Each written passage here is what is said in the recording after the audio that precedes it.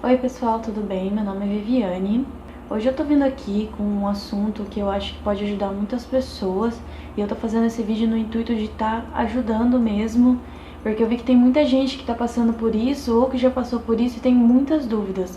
Eu não sou o gênio que vai esclarecer todas as suas dúvidas, mas eu vou estar falando exatamente tudo que eu passei, como que foi e como que eu tô aqui hoje e talvez eu fique um pouco nervosa enquanto eu toco nesse assunto.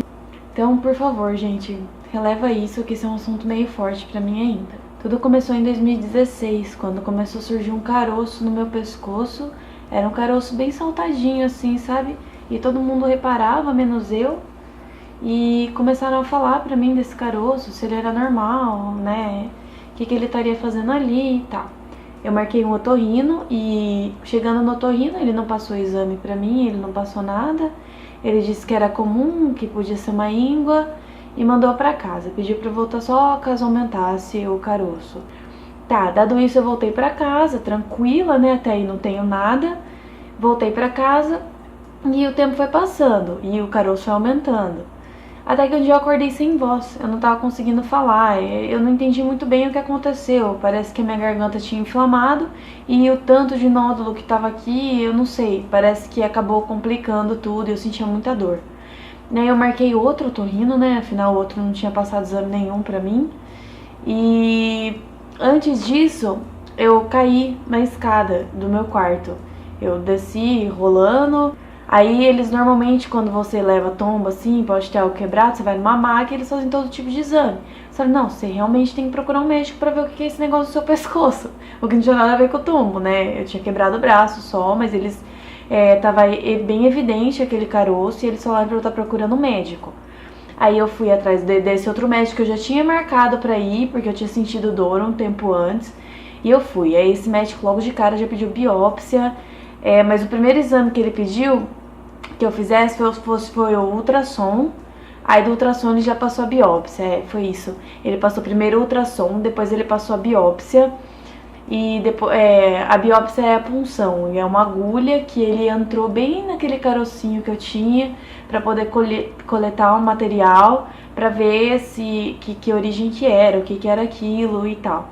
Daí depois, quando deu que era câncer, que era um tumor realmente que estava ali, ele pediu para que eu fizesse outra punção, mas direto na tireoide, para saber se esse câncer estava vindo da tireoide. Ele falou, olha, é melhor que esteja vindo da tireoide, porque um dos cânceres mais fáceis de serem curados é o da tireoide. Daí vem com todo aquele papo que todo médico fala, que se fosse para escolher um tipo de câncer, seria o câncer da tireoide, né? Daí eu fiz os exames e daí ele pegou o resultado, ele ligou pra mim imediatamente e falou que era pra fazer os exames com o cardiologista, era pra fazer exames de sangue, que eu ia internar na segunda. Isso foi numa sexta-feira, quando chegou os resultados no consultório dele. Ele ligou em casa sexta-feira, à tarde, avisando que segunda eu já ia ser internada e que era pra eu passar lá no médico pra poder fazer esses exames, né, com cardio, enfim, os preparatórios pra poder estar fazendo a cirurgia. Daí eu peguei, fui internada na segunda-feira. Ele disse que tava espalhando muito rápido, né? Ele vinha da tireoide. O que eu fiquei meio aliviada, né? Por mais que ele falou, nossa, a gente vai passar um corte daqui até aqui. Aí, tipo, eu demorei muito pra cair em mim. Os meus pais estavam mais nervosos do que eu. Eu não tava tão nervosa assim, porque até então não tinha caído a minha ficha. Então eu não sabia muito bem o que eu tava sentindo. Se era uma mistura de medo, mas de tipo, vai dar certo.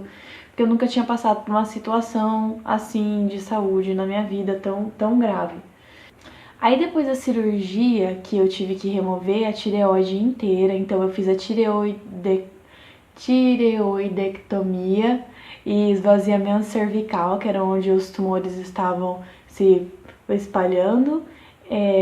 Eu tive que ir pra UTI, eu não pude voltar pro quarto, porque o corte tinha sido maior do que o médico tinha previsto e eu tinha que ficar sob observação.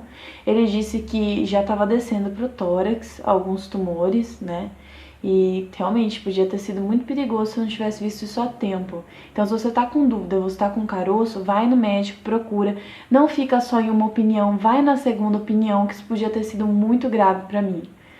Logo depois que eu fiz essa cirurgia, eu fui pro quarto, eu demorei um tempo para me recuperar, eu tive muita insônia, eu tive muita dormência porque teve falta de cálcio. Eu fiquei muito assustada com a dormência porque meu pé parava de se mexer, minha mão parava de se mexer e era do nada. Eu não entendi o que estava acontecendo, ninguém tinha falado para mim que isso ia acontecer e eu ficava pensando sempre o pior, né? Quando está ruim, você sempre pensa o pior. E o mais duro para mim foi mesmo depois da cirurgia. Aí depois que eu fiz essa cirurgia, eu fui me recuperando aos poucos em casa. Depois eles vão pedir para você fazer um exame chamado PCI, que é pesquisa de corpo inteiro. Você tem que tomar laxante, tem que tomar um líquido, enfim. Daí eles vão passar uma máquina para saber, para detectar em você se ainda tem sintomas de câncer no seu corpo. Aí, assim, eu acho que é meio impossível dar que não sobrou nada e só com a cirurgia saiu tudo. Mas eu tinha na cabeça a esperança de que eu ia lá fazer e que não ia precisar fazer nenhum tratamento e que ia ter saído tudo na cirurgia mesmo, porque a cirurgia já foi tão pesada, já foi tão ruim que, né, poxa, eu podia bem estar aí esquivando do tratamento.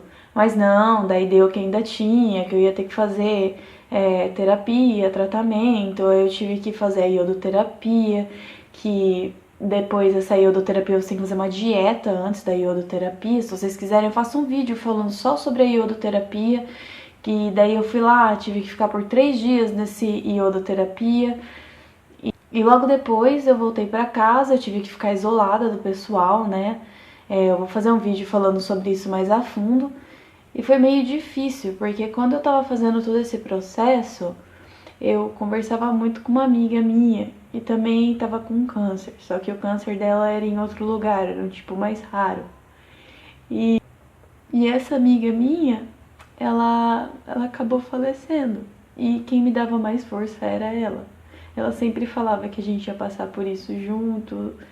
E quando eu saí desse tratamento da iodo, eu perdi uma amiga. Então foi muito pesado para mim todo esse assunto, tudo isso que aconteceu. Bom, gente, então eu acho que foi isso. Os meus sintomas foram esses.